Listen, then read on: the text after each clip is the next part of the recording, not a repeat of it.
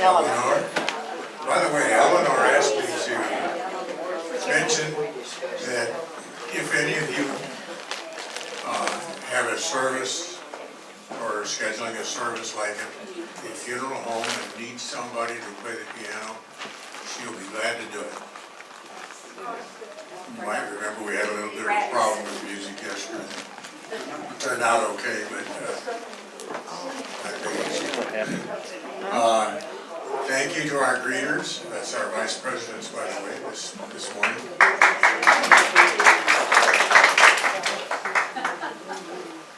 And thank you to the Ratliffs for the goodies. Like those cinnamon rolls. Not as good as your cake, but they're good.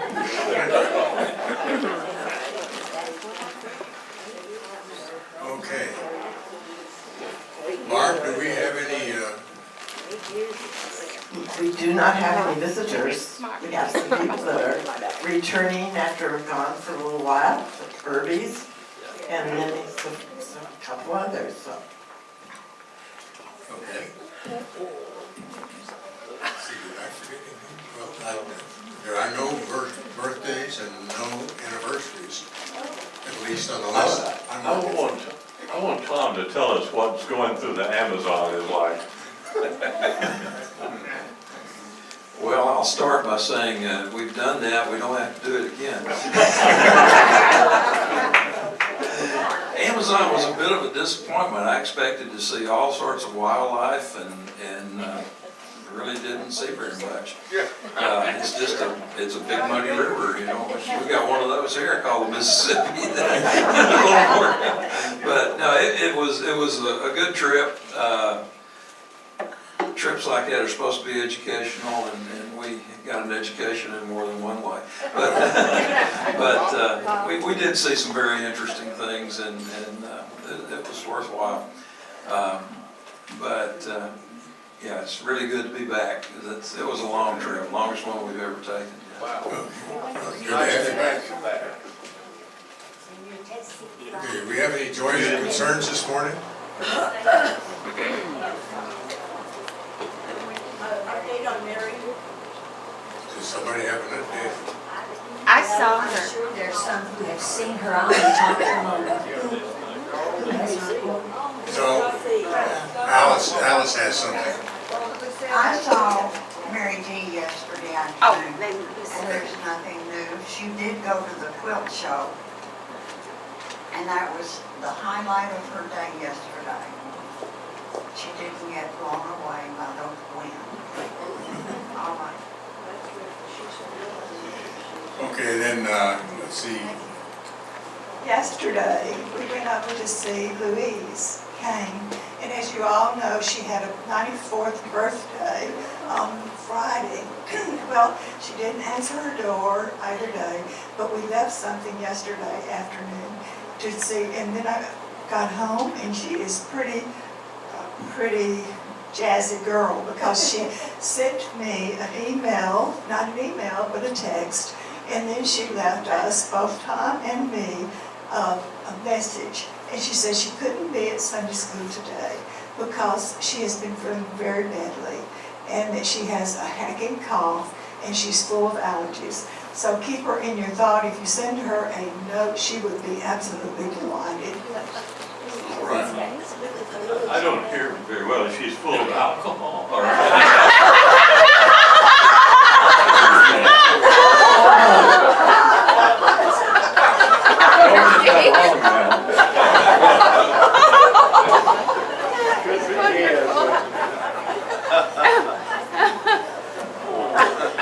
Okay, Bishop Joel. Also, our Caring Place rep, Lucille, mentioned that since the stock market was down, it looked like the donations were kind of down too for Caring Place last week. They only got 26 pounds of food, that was it. Linda? I was wondering if Julia could give us an update on her son with this transplant that he's undergoing. Julia. Julia. Okay, I'll just make it real short.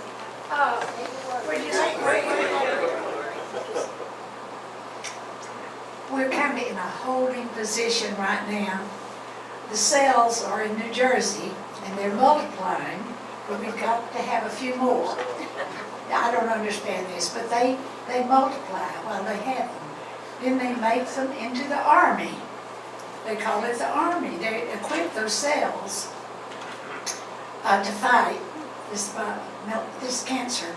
And so we're just kind of waiting that John won't get a cold or anything. He's kind of in isolation right now. But he's so excited.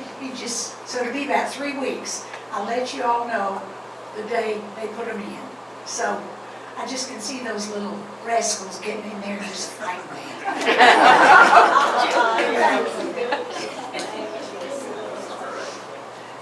Okay, anybody else? You want to tell us about your trip?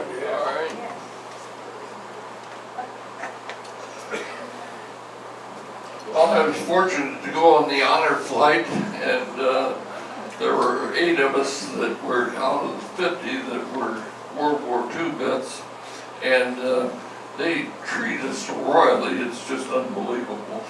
I had a young Marine assigned to me to push me all over the place in a wheelchair, and our buses, we had 3 bus loads, and they were headed by police behind, and we went through red lights to get where we wanted going. It was just unbelievable. The thing that I've been asked the most is what made the biggest impression. And I think I had seen pictures of the Arlington Cemetery, and I thought, well, yeah, that's big. But you can't imagine the monument of that place until you go there. There's 400,000 people buried there, and it's just huge. And I think that made the biggest impression. However, all those statues are just beautiful. They were great, and just had a wonderful time. So that's it. Did you see the changing of the guard? Saw the changing of the guard. Frankly, I thought that was the most boring job I've ever seen. Think about the guy that's doing it. The guy walks 21 paces one way to represent 21 gun salute. Then he turns around and comes back 21 steps back for an hour, and then they change the guard at the end of the hour. And But that's a real honor. yes, it is. But anyway. I'm glad I wasn't assigned that. But anyway, the trip was just wonderful, and you couldn't ask to be treated better than we were. And so it was great to be with all those people. Have we got any more World War II vets in here that have not been on that trip? Herb, you haven't? I haven't. Have you not been invited? I haven't. What you need to do is go online, type in honor flight, download the pages, fill it out, and send it in. Make sure you put the honor flight in Boston, because there's honor flights all around the country. No, I've not talked to anybody that's been on that hasn't really enjoyed it. It's a good experience. Okay, Ken, you got the lesson again this morning? Yes. And June, you're going to have the prayer, right? But she needs a microphone.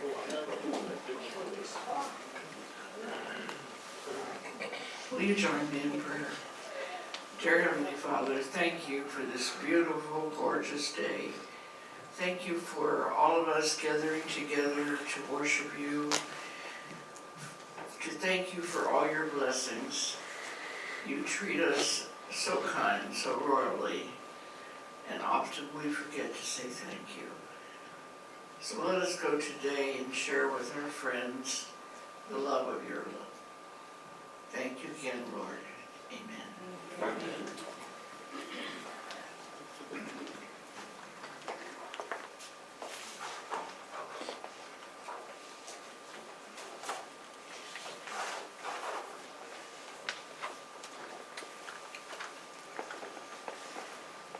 Well, good morning, everyone. Everyone seems to be in such a great mood this morning. Guy, I was wondering if you could help me out with something here. If a rectangle and a circle and a square were people, which one would be the smartest? It's a rectangle, a circle, and a square. Circle, Why? because it's perpetually, infinity, keeps on going. Well, you're right. You know, the reason I called on you is that I knew that you would get it right. What if I'd said square, would I still gotten it right? No. But, and your reasoning is good too, infinity, yeah. But there is another reason. After all, that circle has 360 degrees.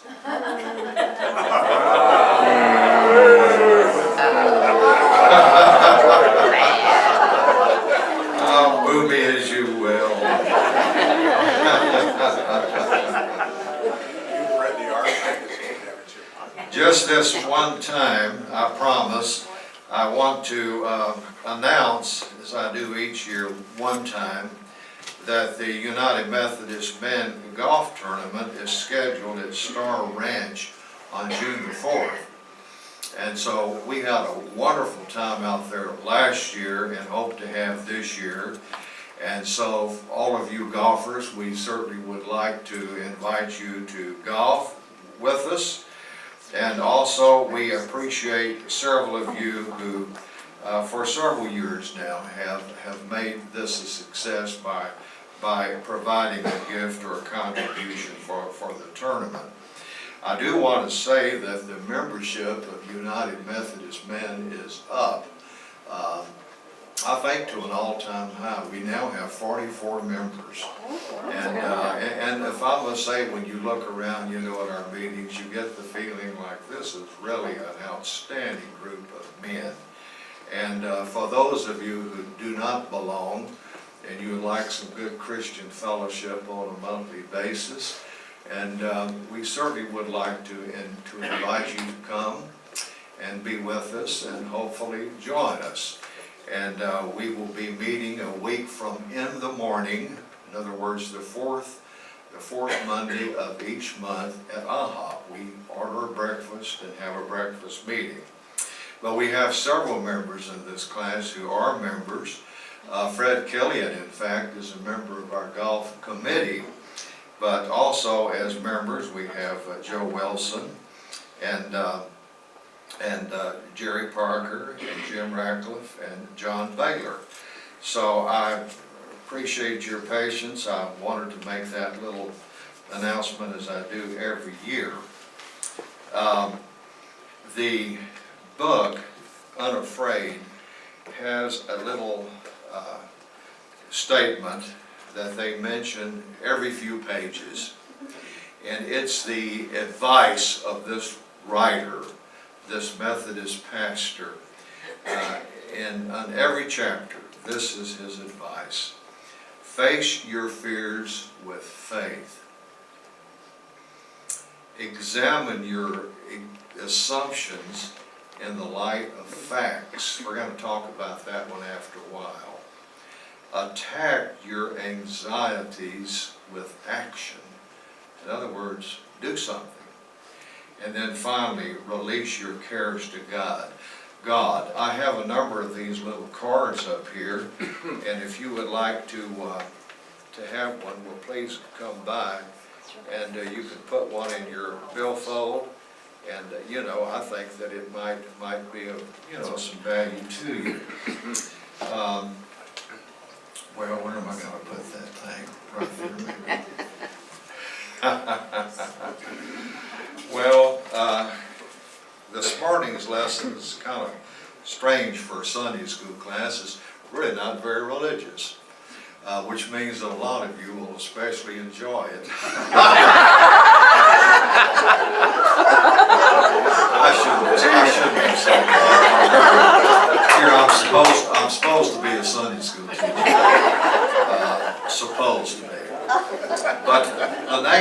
this lesson is crime, race, terrorism, and politics. Really, you can see what I mean. None of those really have anything to do, well, directly at least, with religion. I didn't have to use the interpreter's Bible for this lesson, put it that way. Well, it starts off with crime. And it makes a statement that in a recent Gallup poll, 53% of Americans report that they worry a great deal about crime and violence. This survey was taken a few months after the mass shooting in San Bernardino, California. So they worry a great deal. Eleanor recently, of course, was up at the hospital in Temple, and she saw this on the desk in the hospital, and I thought it kind of applied to this. And it's a wonderful little statement. Worrying does not take away tomorrow's trouble. It doesn't, no. It takes away today's peace. I think that's a good statement. So maybe all these worriers who are sitting around getting knifed or shot, if they would just follow the advice here, it might be better. The interesting thing is, as was pointed out in the pulpit last Sunday in the early service, worrying about crime and violence, the truth of the matter is, it doesn't jive with the facts. We have less crime and violence in the United States today than we have had, well, they compared it to years ago. So things are not getting worse and worse, they're actually getting better and better. By the way, as we go through this, if you have comments and discussions, if you differ with the writer, well, please let's say so, because again, the way I look at it, I almost didn't teach this chapter. And the reason is because very often he makes statements that, quite frankly, he is not any more qualified to make than, say, Don is. We could have Don up here making these statements. And I might, agree with him more than this writer. So these things are really kind of up for discussion here. Now, what does he recommend for people who are the worriers? And, well, I guess for all of us, it's what he calls cognitive therapy. He promises at the outset of this book that his recommendations throughout the book will not only rely on the Bible, but also psychology and modern studies and so on. And so this would be one of them, cognitive therapy. Well, we begin by looking at our thought processes. Some of our thoughts are distorted based on inaccurate information. I want to talk about information after a while, the kind of information we get in our lives, faulty assumptions. Again, there was a little statement here about that. Examine your assumptions in the light of facts.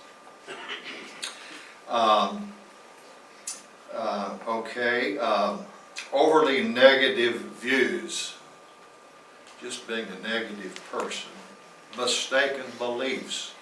That we actually believe some things that really aren't true, that are wrong. Now, all of this is consciously replaced by more accurate information and more positive thinking in cognitive therapy. And now, one successful leader of a large company said that one of the key leadership principles that he operates by is facts are our friends. And I think that's pretty good. We need to be guided by what is. Facts are our friends. Now, how do you get the facts? how do you get objective reporting?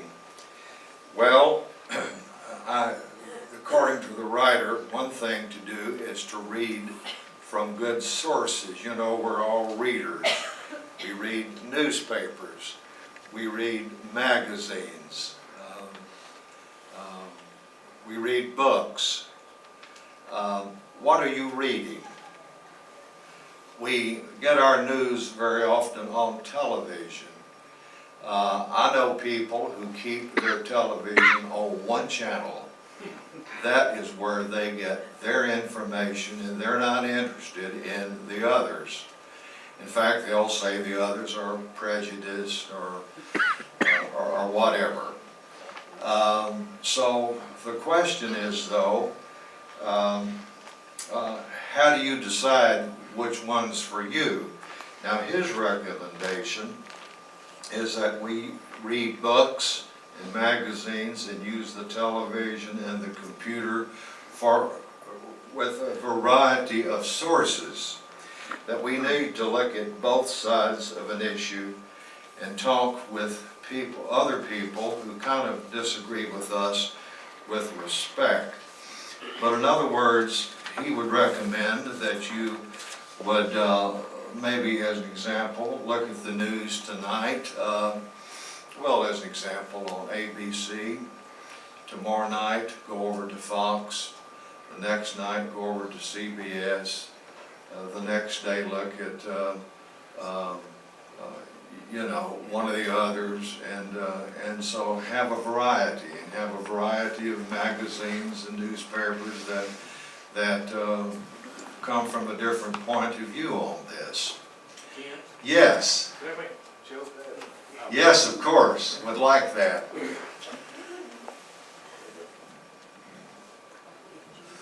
You started the class by saying, people have worries, and I do. My concern is that the younger generation, I'm just going to say from 35 to say 20, that age group, the people that I've been around, people I've seen on TV and talking, etc., I think slept through the government class about the history of the United States. It's astounding how many of these young people, if you will, did not realize that the Electoral College elected the president.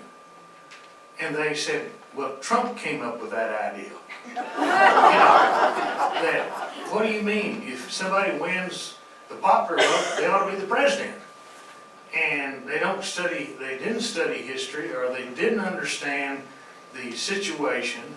Yeah. And that's a concern, and it's irrelevant whether you're liberal or conservative or whatever. I mean, I think that so many of these people just do not understand the history of and the sacrifices made, and do not really appreciate where this country is, how it got here. And yeah, there were mistakes made. There's been lots of things that we may not should have done, but we did. But at least we are a country where people can go vote. People can go to church or not go to church. That's up to them. But I think that we seem to have lost the respect of differences of opinion. And if someone disagrees with them, or they disagree among each other, they just get on the internet and just start bashing their social media and start saying, really unfortunate things to each other with no respect for somebody's opinion. And the next thing you know, you've got a completely divided country. And it's very unfortunate. And that is my major concern, is that we can't get anything done because we've got all this division going on in this country. Well, Jim, thank you. I agree with you on two major points. The first one you made was that the young people coming through school these days don't understand very much about American history. Dixie and I have a granddaughter who graduated from a very outstanding school in Texas, outstanding university. You all would know it, but I won't mention it. But during those 4 years, Jim, she was not required to take one history course, and she didn't. She was too busy, taking subjects in her field and so on, but did not take one course in history. Now, there are those schools, and I'm really happy to say Baylor is one, that have what they call a core curriculum. And it's a group of universities in America, a nice sized group of universities, that believe in a core curriculum, which is to say, before you get through, you're going to be taking 3 history courses, 2 English courses, 3 science courses. You're going to be taking a foreign language, and you're going to be doing that before you get out. So you're not here just to take courses that will enable you to make a living, but you're here to become an educated person. And this granddaughter, to this day, I doubt she's ever read a book on American history. And so that is a fear that is justified. The other thing that you mentioned that I certainly do agree with is this thing of the deadlock in Congress. We are a divided people. In this class, we're divided in what we believe. That's why Ann Hagman and I agreed some time ago, we deliberately did not want to bring up politics because we didn't think that was a healthy thing. But yeah, we're so split that we can't agree or take any course of action. It would be hard to find something that Congress could move ahead on. So thank you for that contribution, appreciate it. Now, this cognitive thinking. Ken, they always agree to adjourn quite often. Back part? They always agree to adjourn quite often. Yes, of course. Well, quite frankly, they're just as nice. We have a comment over here. Eleanor has a comment.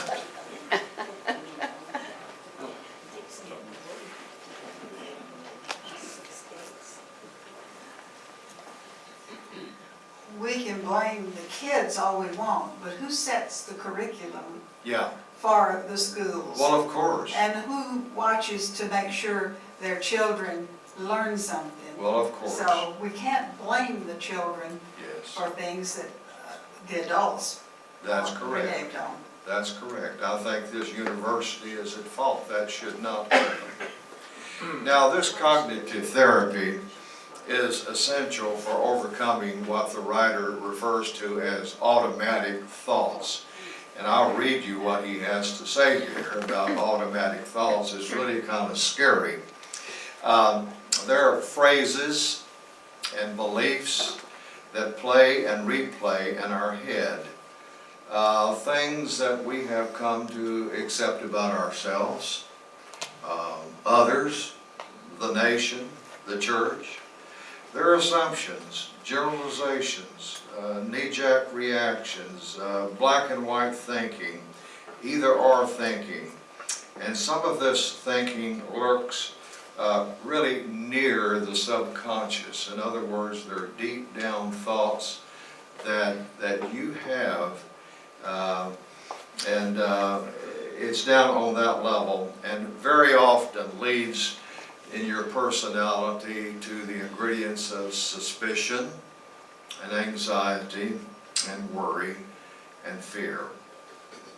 His recommendation from that is good old-fashioned skepticism, that you start holding those things up to light and looking at them and questioning them yourself.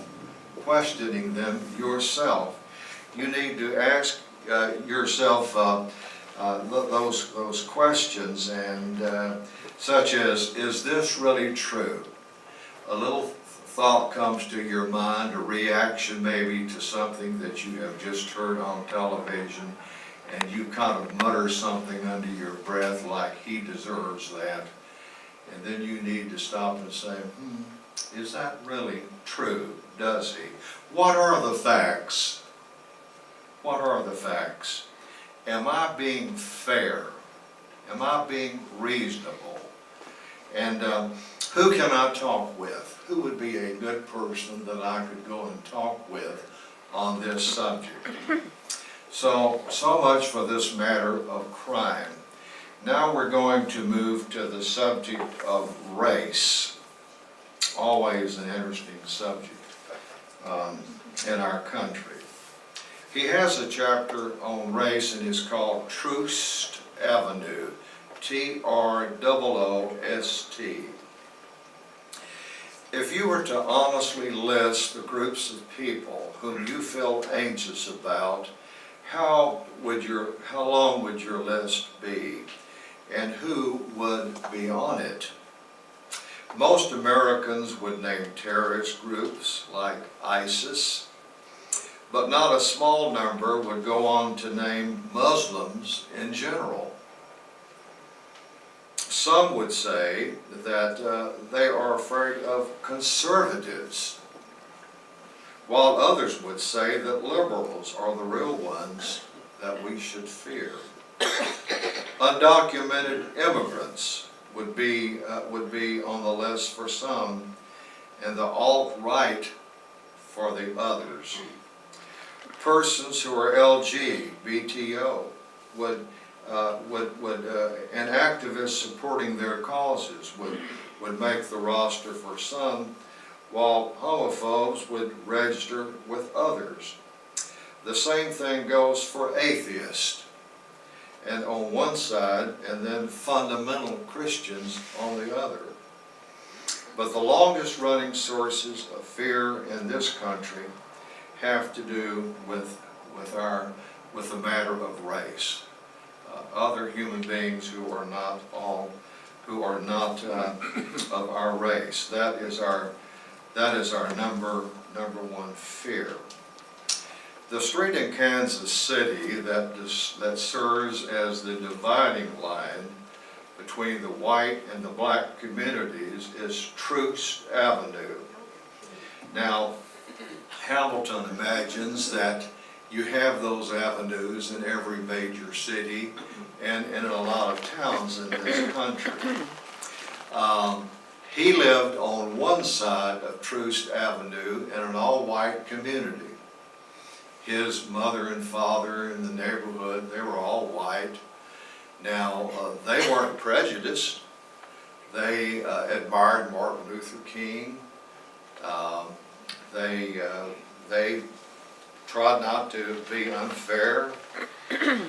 Still though, they had the idea, growing up there in an all-white neighborhood, that if they wandered the other side of Troost Avenue in the black community, that they might be in trouble, that there might be danger. Years later, our author became a close friend to the Reverend Dr. Emanuel Cleaver III, who grew up on the other side of Troost Avenue. Now, his father was an outstanding United Methodist minister, and in fact, at one time was the mayor of Kansas City. And so he got to know him quite well. They were fellow ministers, and his friend told him one day that he remembered that he and his friends were afraid to go over in the white neighborhood. They were afraid that if they went over there, that someone would say, "You don't belong here," and that they might be arrested or beaten or killed. And so then they talked about it. Who would have been most in danger? Hamilton, going over into the black neighborhood as a young boy, or his new friend coming over into the white neighborhood? So there we go. His solution to this is the formation of friendships.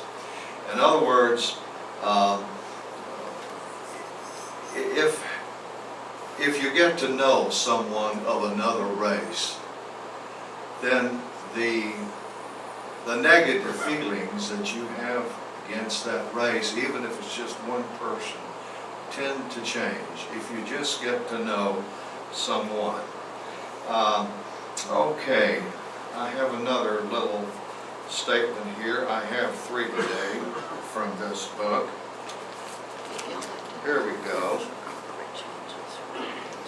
The author of 1 John offers a profound statement of this effect when he writes, "There is no fear in love, but perfect love drives out fear." The Greek word for love in this verse is agape, which signifies not a warm feeling, but actions done with motivation of blessing and caring for others, even if they come at personal expense. But don't miss what John makes plain to us. The very act of doing what is loving to another person has the power to cast out fear, to throw out fear from our own lives. Now,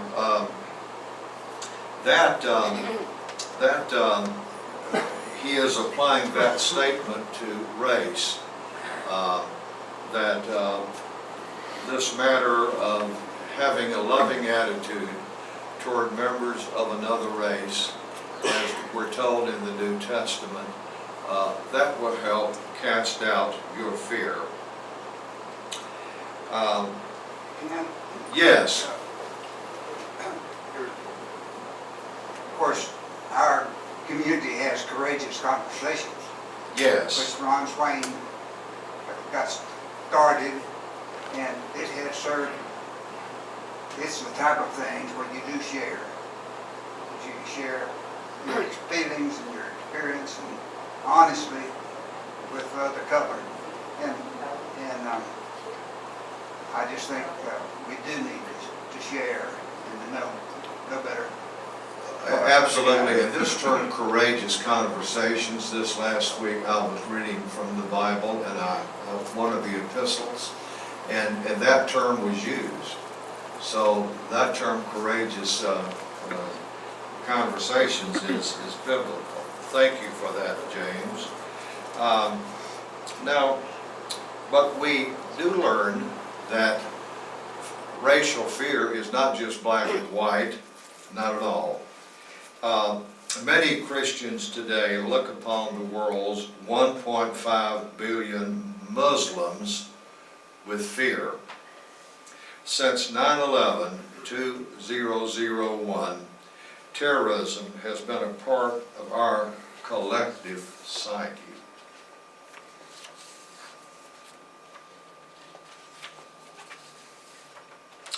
Al-Qaeda has now been joined by ISIS, and many of our friends are unable to differentiate between the radical beliefs of, say, ISIS and perhaps a Muslim neighbor or a Muslim in your child's school. And so how do we differentiate and how do we overcome the fear that we may have toward Muslims who are now in our neighborhoods all across America? Well, as in the black and white relationship, we should befriend Muslims as individuals, and we will find out that they're human beings, just like us. I have a personal example there that meant a lot to me. I had really never thought about Muslims. This was probably 15 years ago in my life. I was teaching at a small Catholic school, and I was a history teacher, and the kids in the school were turned off by history. It was the least favorite subject probably on campus. So I decided to start a reader's theater, and so every year I selected, through audition, 6 students.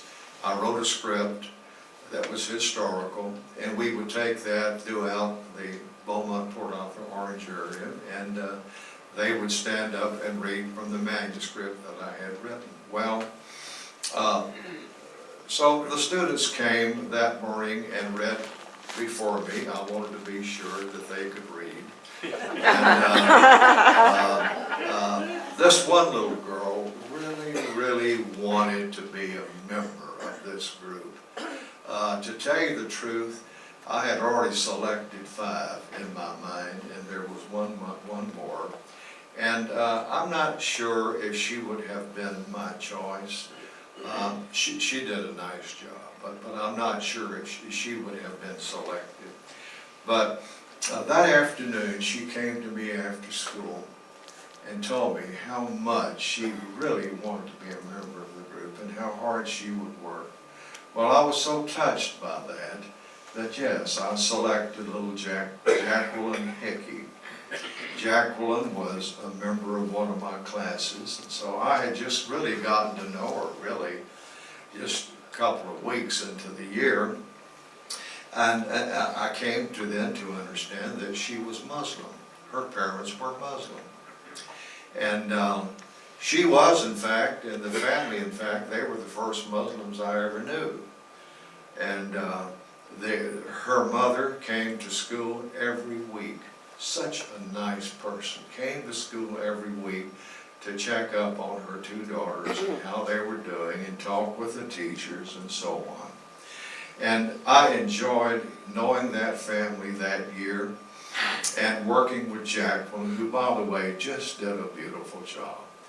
I dare say one of the highlights of her young life, one day, we went out and read before the Rotary Club of Orange, and which was the premier club in Orange. And so we stood up and read, and it meant a lot to her because her father was a member of the Rotary Club. And so this personal example undergirds the idea that once we get to know people individually, then we really don't worry that much about their race.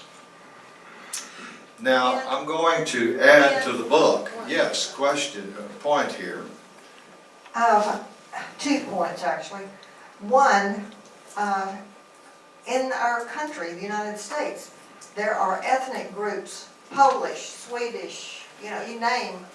Yes. And they are always have been butts of jokes and all because Yes. of their race. Sure. Or their religion or their heritage, whatever you want to call it. The other point that I want to make is, and I'm curious to know if other people feel this way, in my family, it seems like every generation is more tolerant of other races than, say, our parents were or our grandparents were. And I'm just curious if other people have found that true in their family also. Are we becoming more tolerant? Well, again, we might be in the process of becoming more tolerant. I think that younger generation, as you're speaking about, they're not label users. They Yes. really are not as much label users as we have grown up to be. Yes. And of course, I think in God's, quote, eyes, God would say to us, if we could hear that human voice to reach our humanity, do away with labels. I have created everything equal. You have put the labels on. Good. Yes, doing away with labels would be a helpful thing, I'm sure. Now, I'm going to add something to the book. This is kind of like an extra thing. I'm giving you an extra little pearl. I was reading in Time magazine this last week a statement by Glenda Jackson. Some of you might know Glenda Jackson. She's won 2 Academy Awards for Best Actress, but she also was a member of Parliament in London for some years, and so she's had an article in Time magazine, and I want to read it, and I want to read it twice because I think it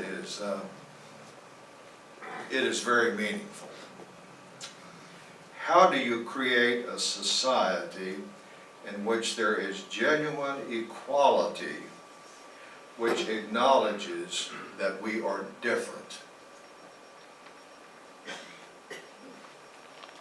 How do you create a society in which there is genuine equality, which acknowledges that we are different?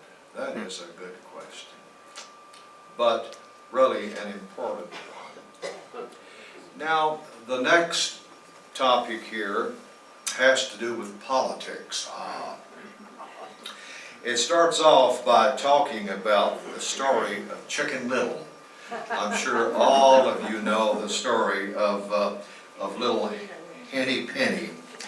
Henny Penny was one day out in the yard scratching around in the dirt for a nice worm, when all of a sudden an acorn hit her head.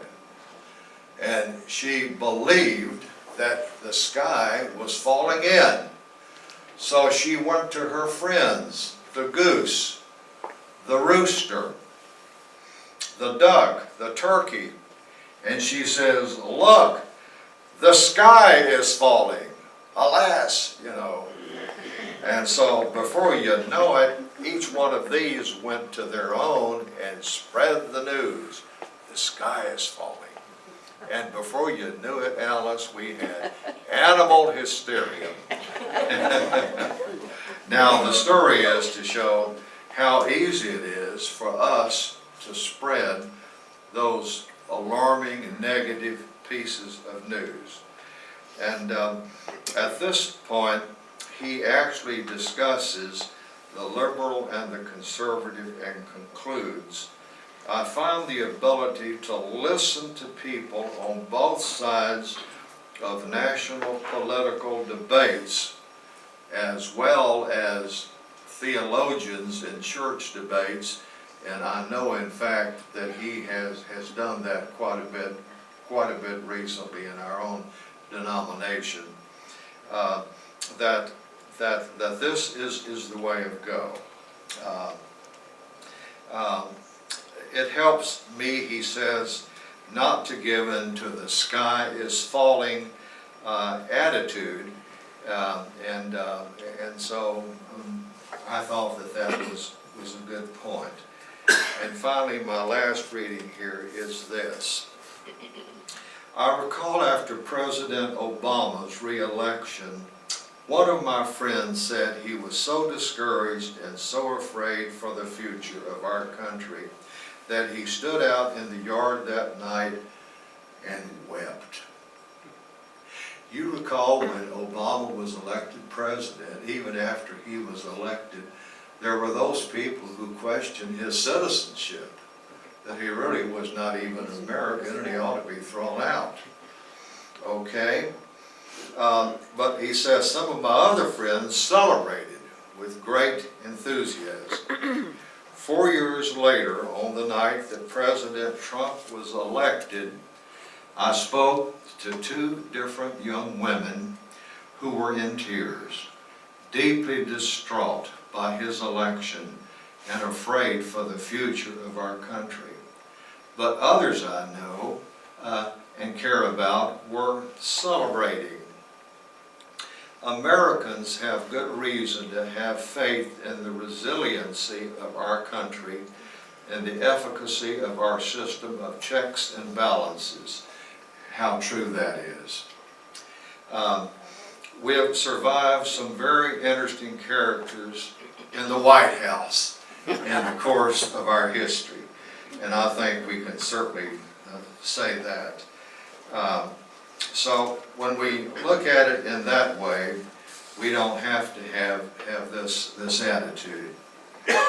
Now, to conclude, the men that Jesus selected to be his disciples were very different. They were very different.